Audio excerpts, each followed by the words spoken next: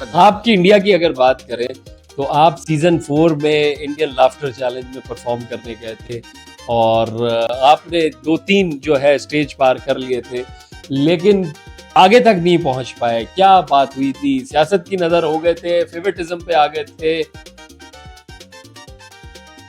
आपने इंडिया जाके भी परफॉर्म किया है, इंडिया में भी पाकिस्तान का नाम रोशन किया है।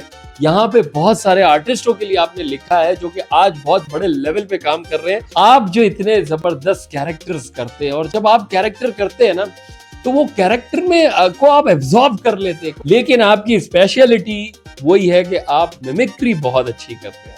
मैंने अमिताभ बच्चन की तरफ ऐसे ही हाथ बढ़ाया और कहा मैं अमिताभ बच्चन पाकिस्तान से। प्लांटेड होता है, देखिए सारी चीजें वहां प्लांटेड है, यहाँ तक कि इंडियन आइडल भी प्लांटेड ही होता है यार। डायलॉग ये है कि ये मजदूर का हाथ है कालिया, लोहा पिघला के उसका आकार बदल देता है। शत्रुघ्न सिन्हा साहब अगर कहे यही डायलॉग तो कैसे कहेंगे? अबे चौप, ये मजदूर का हाथ है कातिया। अगर यही गैदरिंग में कायदे तहरीक जनाब अल्ताफ हुसैन साहब आ जाएं तो वो कैसे समझाएंगे उनको? सुनो, तबीयत मेरी ठीक हो गई है और अब मैं यही कहूंगा कि दौलत और ओहदे इंसान को आर्जी तौर पर बड़ा रखते हैं, लेकिन अच्छा इखलाक और इंसानियत इंसान को हमेशा बुलंद दर्जे पे रखती है। लेकिन बात जो हकीकत है कि इंडियंस जो है, आप पाकिस्तानी आर्टिस्ट जब जब वहां पे परफॉर्म करने गए, इंडियन मीडिया हो, इंडिया के लोग हो, बहुत इज्जत करते, बहुत सपोर्ट करते, बहुत अच्छा बजट देते। इस तेरी अमीरी ने तेरे ऐब छुपा रखे हैं, मेरी गरीबी ने मेरे फन को मिटा रखा।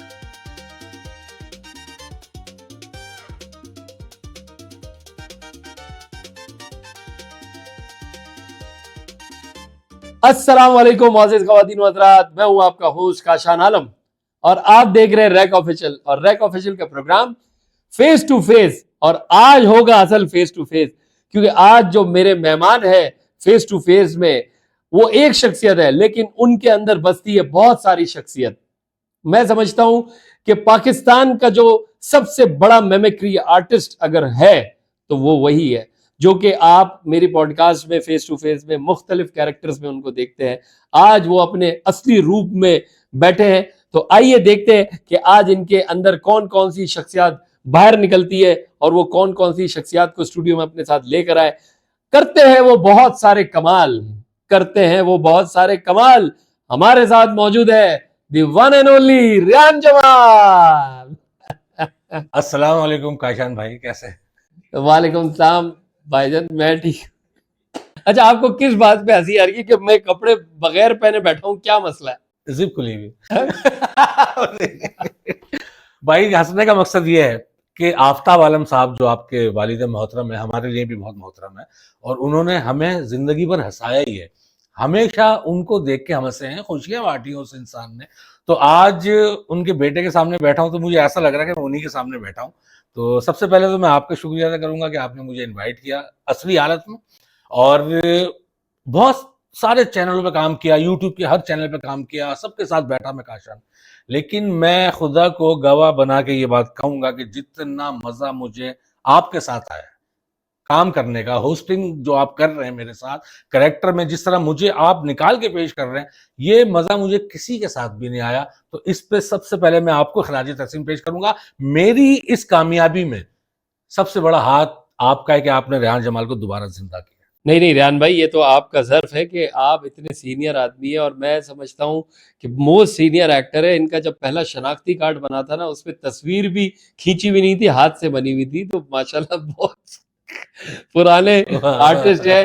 देखिए, मजाक तो चलती रहती है, लेकिन मैंने कुछ भी नहीं किया।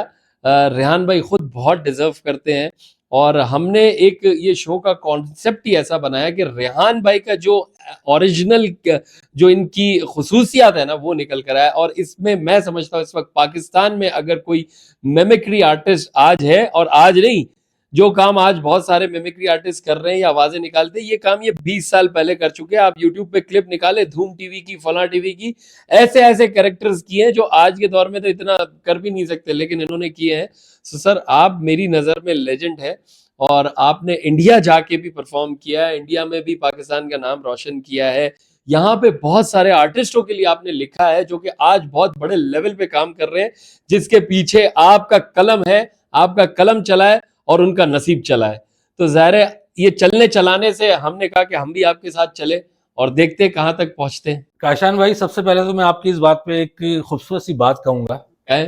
कि तेरी अमीरी ने तेरे ऐब छुपा रखे हैं। तेरी अमीरी ने तेरे ऐब छुपा रखे हैं। तेरी अमीरी ने तेरे ऐब छुपा रखे हैं, मेरी गरीबी ने मेरे फन को मिटा रखा है। वाह वाह वाह, क्या बात है सर। इसी बात पर मैं अगर काफिया से काफिया मिलाऊं तो मैं भी इस बात को कंटिन्यू करूंगा कि दौलत और ओहदे इंसान को आर्जी तौर पर बड़ा रखते हैं, लेकिन अच्छा इखलाक और इंसानियत इंसान को हमेशा बुलंद दर्जे पे रखती है। क्या कहने, क्या कहने, पूछ रहे हैं आप?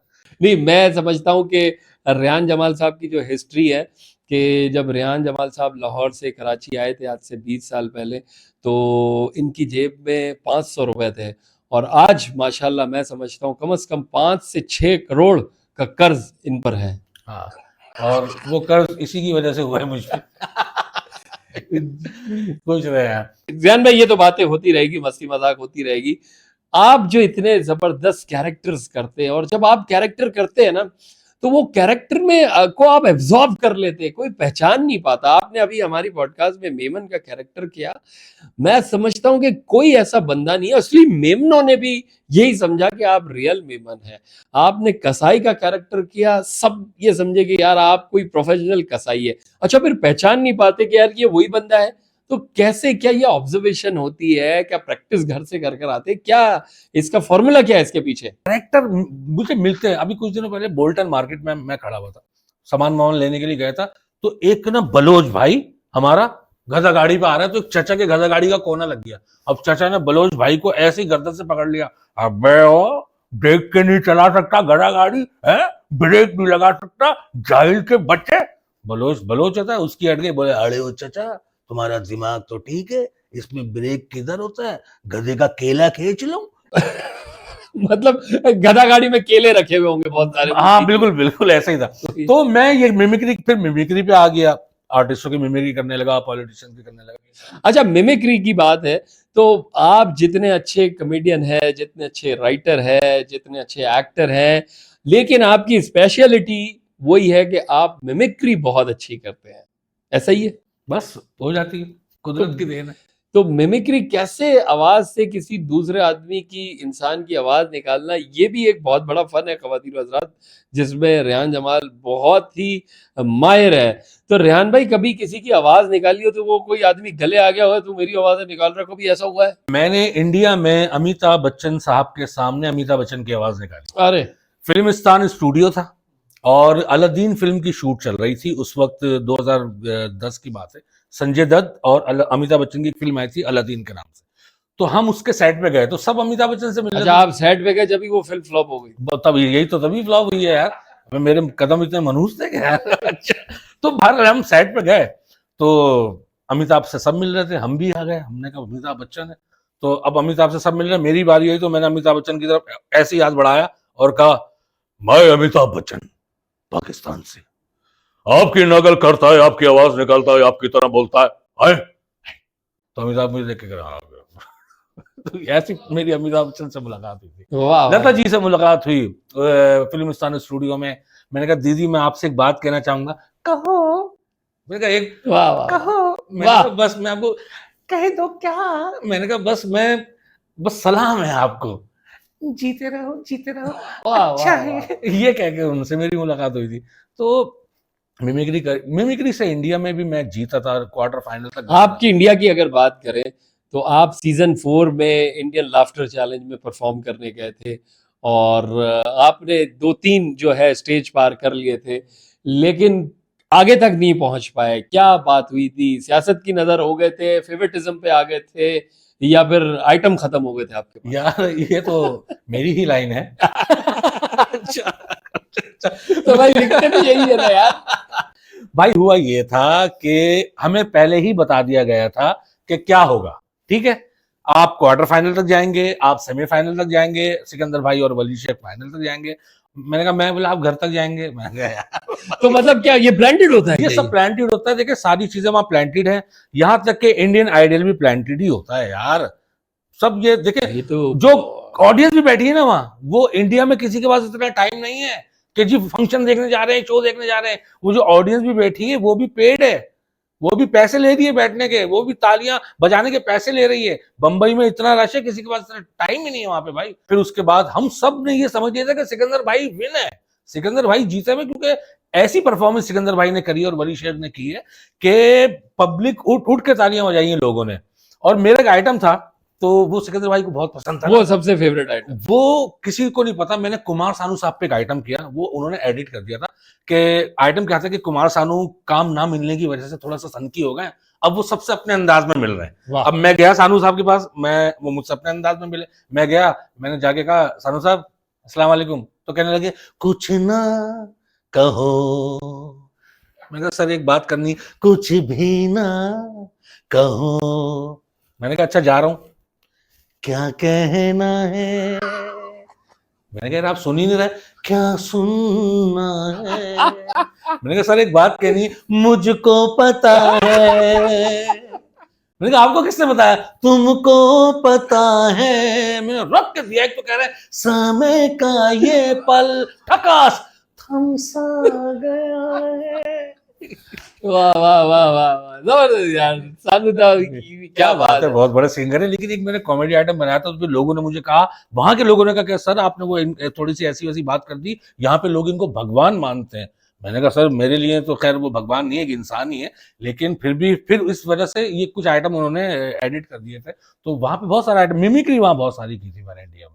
देखिए ये फिर देखिए हर एक का अपना एक शो का पैटर्न होता है। तो लेकिन बात जो हकीकत है कि इंडियंस जो है, आप पाकिस्तानी आर्टिस्ट जब जब वहां पे परफॉर्म करने गए, इंडियन मीडिया हो, इंडिया के लोग हो, बहुत इज्जत करते, बहुत सपोर्ट करते, बहुत अच्छा बजट देते। इस बात में तो दो राय कोई नहीं है। क्या कहेंगे आप मेरी इस बात भाई पे? बिल्कुल काशान, आपकी ये बात 100% सही है कि फन की रिस्पेक्ट करने वाली कौम है, फनकार को चूसने वाली कौम है।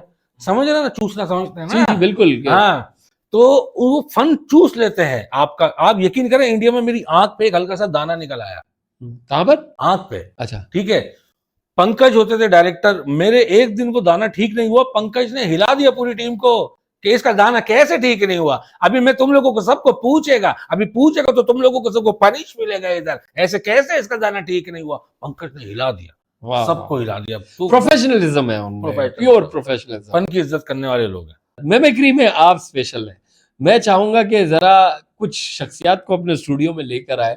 अगर मैं आपको एक डायलॉग दूं और कहूं कि डिफरेंट शख्सियत के आवाज में वो डायलॉग कहे, तो आप क्या कर लेंगे? कोशिश करेंगे।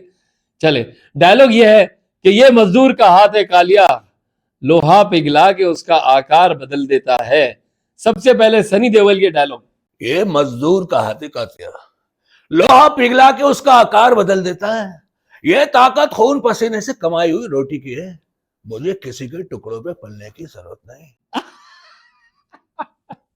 वाह वाह वाह वाह। अच्छा, यही डायलॉग अगर अमिताभ बच्चन साहब कहे?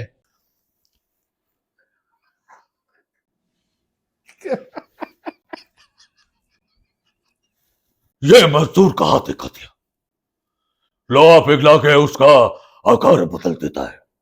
ये ताकत खून पसीने से कमाई हुई रोटी की है, मुझे किसी के टुकड़ों पे पलने की जरूरत नहीं। शत्रुघ्न सिन्हा साहब अगर कहे यही डायलॉग, तो कैसे कहेंगे? अबे चाप, ये मजदूर का हाथ है कातिया, लोहा पिघला के उसका आकार बदल देता है। ये ताकत खून पसीने से कमाई हुई रोटी की है, मुझे किसी के टुकड़ों पे पलने की जरूरत नहीं। खामोश। वाह वाह वाह वाह, जबरदस्त। शाहरुख खान साहब अगर कह दे तो? ये मजदूर का हाथ है कातिया, लोहा पिघला के उसका आकार बदल देता है। ये ताकत खून पसीने से कमाई हुई रोटी की है, मुझे किसी के टुकड़ों पे पलने की जरूरत नहीं। नाना पाटेकर साहब। अच्छा है, अच्छा है, ये मजदूर का हाथे कातिया लोहा पिघला के उसका आकार बदल देगा। ये ताकत खून पर इसी से कमाई हुई रोटी की है, मुझे किसी के टुकड़ों पे पलने की जरूरत नहीं। अच्छा है। कादिर खान, ये मजदूर का हाथे कातिया लोहा पिघला के उसका आकार बदल देता है, ये ताकत खून पसीने से कमाई हुई रोटी की है, मुझे किसी के टुकड़ों पे पलने की जरूरत नहीं। वाह वाह वाह वाह। गुलशन ग्रोवर, यह मजदूर का हाथे कातिया लोहा पिघला के उसका आकार बदल देता है, यह ताकत खून पसीने से कमाई हुई रोटी की है, मुझे किसी के टुकड़ों पे पलने की जरूरत नहीं। बैडमैन। परेश रावल साहब, अरे ये मजदूर का हाथ है कातिया लोहा पिघला के उसका आकार बदल देगा, अरे ये ताकत खून पसीने से कमाई हुई रोटी की है, मुझे किसी के टुकड़ों में पलने की जरूरत नहीं है। क्या बात है यार रेहान भाई, जबरदस्त यार, कमाल कर दिया। अच्छा, ये तमाम एक्टर्स को अगर पाकिस्तान लेकर आ जाए और ये तमाम एक्टर्स एक गैदरिंग में बैठे हुए हैं, अब ये पाकिस्तान के मसलों से परेशान है, किसी के यहाँ बिजली चली गई है, किसी के यहाँ पानी नहीं आ रहा, किसी के यहाँ गैस नहीं है, किसी के यहाँ रोड टूटे हुए और ये सब मसले में फंसे हुए, और ये आपस में गैदरिंग करेंगे तो क्या बातें करेंगे और कैसे करेंगे? अजीत कहेंगे, बहुत बिल आ गया है मेरे घर का, इतनी तो मेरी तनख्वाह भी नहीं है, और इतना इतना बिल भेज देते हैं, कहां से भरूंगा, क्योंकि सारा शहर हमें लॉइन के नाम से जानता है, लेकिन अब इस हालात ने मुझे कुत्ता बना दिया है। अचानक बीच में शाहरुख खान बोलते हैं, अरे घर के सामने गटर का इतना इतना पानी जमा है, इतना इतना पानी। शक्ति कपूर, आओ, अबे दक्कन के आटा तेल चावल घी सब इतना महंगा हो गया, आओ ललिता, कल तुमने मेरी बर्ले बाजार में बेइज्जती की थी। गुलशन ग्रोवर कहेंगे, अरे मैं तो वो विलन आजा पेट्रोल डलवा डलवा के थक गया, पेट्रोल की कीमत इतनी हो गई है कि जिंदगी का मजा तो खट्टे में रह गया। अचानक पारिश रावल, अरे ये कितना महंगा कर दिया इन्होंने घी, अभी घी कैसे खाऊं मैं, पराठा कैसे खाऊं, क्या तेल में तलने के बजाय उसको पानी में तलूंगा मैं? अरे बहुत परेशान करके रख दिया। नाना पाटेकर, अच्छा है करो महंगाई। अच्छा है, कर लो जितनी महंगाई करनी है, आ गई मेरी मौत का तमाशा देखने, आ गई मेरी गुर्बत का तमाशा देखने। अभी कल हमारी बाई लिखेगी और बजट लिखेगी, और बजट इतना लिख देगी कि गरीब आदमी की फट के हाथ में आ जाएगी। अच्छा है, करो महंगाई, करो सालों, करो जितने कर सकते हो करो, आज तुम महंगाई कर रहे हो, कल तुम्हारे साथ महंगाई होगी। अच्छा है। वाह वाह वाह। अच्छा, उसी गैदरिंग में अगर कुछ पाकिस्तानी सियासतदान आ गए और अब उनको समझा रहे कि सब कुछ ठीक हो जाएगा तो क्या होगा? बिलावल साहब आ जाएंगे, प्यारे हैं बिलावल भाई, वो कहेंगे, हम सिंध को तेल दिए हैं, मैं आपको ये बताना चाहता हूं कि पाकिस्तान मेरा मुल्क है, आप मेरी बहनें हैं, आप मेरे भाई हैं, आप मेरे बुजुर्ग हैं। शहीद भुट्टो कहते थे, लाहौर शहर मुंजू से देखे, जब ज्यादा बारिश होता है तो ज्यादा पानी आता है, जब कम बारिश होता है तो कम पानी आता है, और काशान आलम के सामने बैठ के मेरी कांपे टांग गई है। बिलावल साहब, लव यू सर। और बिलावल साहब ने यार बड़ा वेट भी जो है लॉस किया और बहुत ज्यादा स्मार्ट हो गए और इनकी पर्सनालिटी में और चार चांद लग गए, और मैं समझता हूं कि इनको देख के जो है बीबी की छवि नजर आती है बेनजीर भुट्टो साहिबा की। सो हमारा सियासत से तो कोई ताल्लुक नहीं है, लेकिन हमारी दुआएं हैं कि ऑल द बेस्ट, जो भी सियासतदान आए बस पाकिस्तान के लिए अब कुछ अच्छा हो जाए, हमारी तो यही दुआ है। अगर यही गैदरिंग में कायदे तहरीक जनाब अल्ताफ हुसैन साहब आ जाएं तो वो कैसे समझाएंगे उनको? सुनो,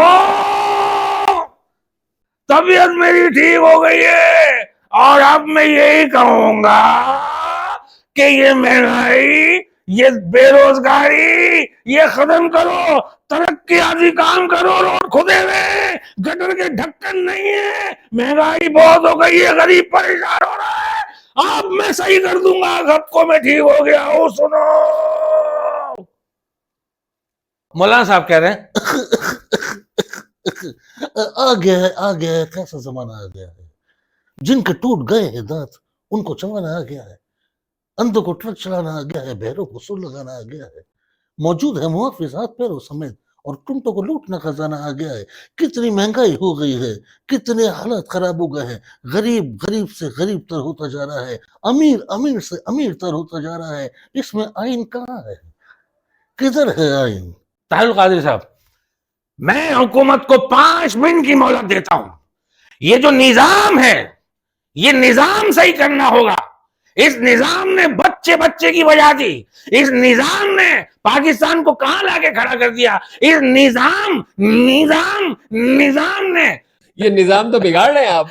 यार, मतलब उन्होंने ऐसे ऐसी बोलते हैं ना वो सब, निजाम निजाम। वाह वाह वाह वाह वाह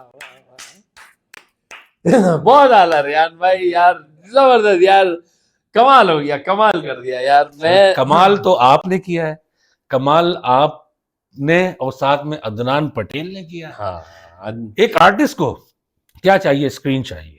एक आर्टिस्ट को क्या चाहिए? इज्जत चाहिए। एक आर्टिस्ट को क्या चाहिए? सारी चीजें जो चाहिए ना, वो अदनान पटेल और काशान आलमी, तुम दोनों ने मुझे दी है।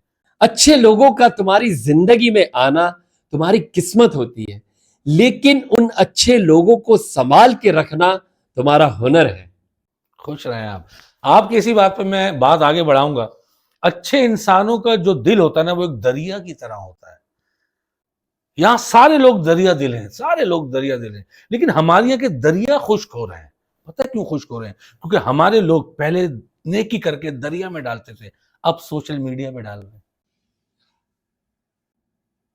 सर बहुत अच्छा लगा रेहान भाई, क्योंकि आपका मेरा साथ तो ऑन एयर रहता ही है। मुख्तलिफ कैरेक्टर्स में हम रेहान भाई को देखते रहते हैं। और आप मेरी नाजरीन जितने भी इस वक्त हमें पाकिस्तान में देख रहे हैं, इंडिया में देख रहे हैं, श्रीलंका में देख रहे हैं, दुनिया में जहाँ कहीं भी उर्दू बोलने वाले सुनने वाले हमारे फैंस हैं जो देखते हैं, उन सबको सबसे पहले तो बहुत प्यार, खास तौर पे हिंदुस्तान को, हिंदुस्तानी हमारे भाई है, हमें बड़ा प्यार करते हैं। देखिए फनकारों के लिए कोई बॉर्डर्स नहीं होती। जिस तरह से पाकिस्तानी लोग सारे इंडियंस लोग को, आर्टिस्टों को पसंद करते हैं, मुझे इस तरह पता है, हमें पता है कि इंडियन अवाम पाकिस्तानी आर्टिस्टों से बहुत प्यार करती है, उनको बहुत इज्जत देती है।